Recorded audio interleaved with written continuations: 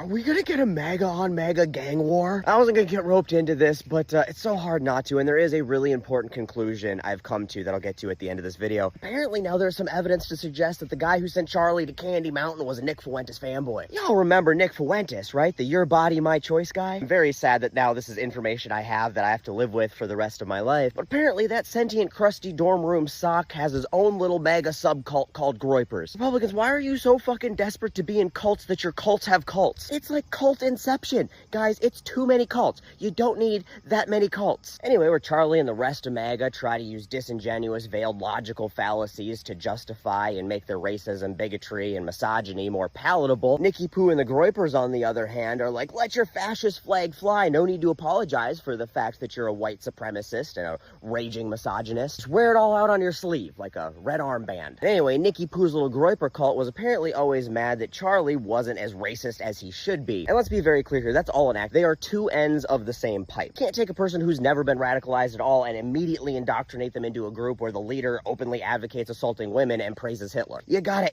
ease them into that a tad, just warm them up to it, you know? And that is where Charlie and Turning Point USA came in. Charlie went around the country to schools grooming children. He would introduce kids whose frontal lobes weren't fully developed into radical ideas in the form of free thought and exchange and debate, normalizing those ideas. And then Fuentes and the Groypers swoop in and take it to the next step. They would go to his events and, quote unquote, debate him. They would ask him questions in these, debates that would take his veiled racist or misogynistic ideas to their most extreme conclusions. And by doing that, that platformed and normalized their bullshit. It takes all these kids who are now at least willing to consider what would normally be appalling because Kirk cracked open the door for them, and it pipelines them to the extreme. And then Fuentes goes and he interacts with these kids at these events, and he shaves them off into his movement by convincing them that Kirk is too moderate, too liberal, which is insane. And then he would get footage of this stuff at Charlie Kirk events where he was interacting with Charlie, interacting with people there, and he edits it to use Charlie's platform to legitimize himself and spread his ideas online. And then he uses this cult of online trolls he's accumulated to go online and convince people that Charlie is bad because he's watering down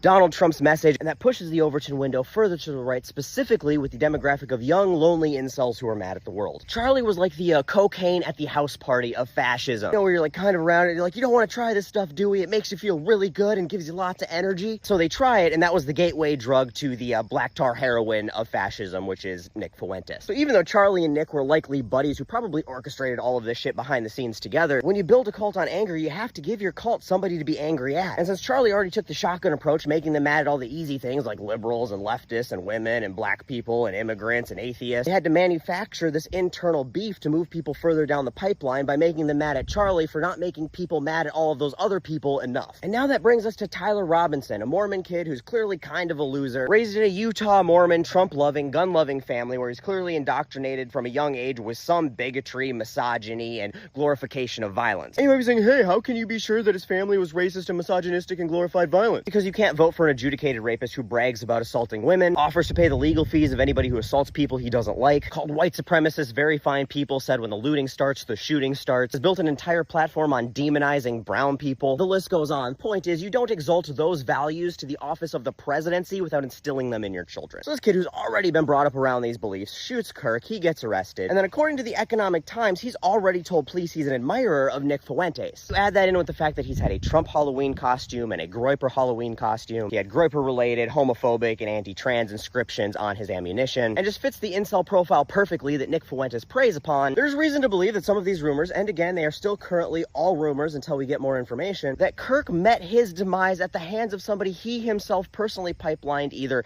in person at one of his events or footage he put online that led him from Turning Point USA to Nick Fuentes. And if this is truly the case, which again, kind of feeling like it could be, then this is really kind of like that Grizzly Man documentary where the dude goes and lives on an island with grizzly bears and they're like, I know they're dangerous animals, but they like me, they won't eat me. And then, they ate him. The only difference is the dangerous animal is desperate incels. As a result, all those big alpha MAGA bros calling for a civil war a couple days ago have gotten real quiet recently because apparently it got a little too civil for them. But I say, why calm down now, guys? Fight it out. You're always comparing yourselves to lions. Well, the white pride can't have two alpha lions in it now, can it? One side's gotta establish dominance. I say fight it out. Hell, we could even pay-per-view it. We'll call it Clash of the Cucks. This cult ain't big enough for the both of us. Although the Charlie people, might need a new champion since Charlie is indisposed. Anyway, all of this brought me to this incredibly important realization I mentioned at the beginning, and that is that Donald Trump is a pedophile who is blocking the Epstein files from being released to cover up his horrific sex crimes against children, and Senate and House Republicans are complicit in those crimes and this conspiracy, as the House has voted multiple times to block the release of the files, and the Senate just voted a couple days ago to block them as well. And any Republican who dares step out of line and demand accountability, like Thomas Massie, faces threats of death from the president himself when he said he is an insurgent and needs to be taken out. And that is actually important news from the past week. Stay focused.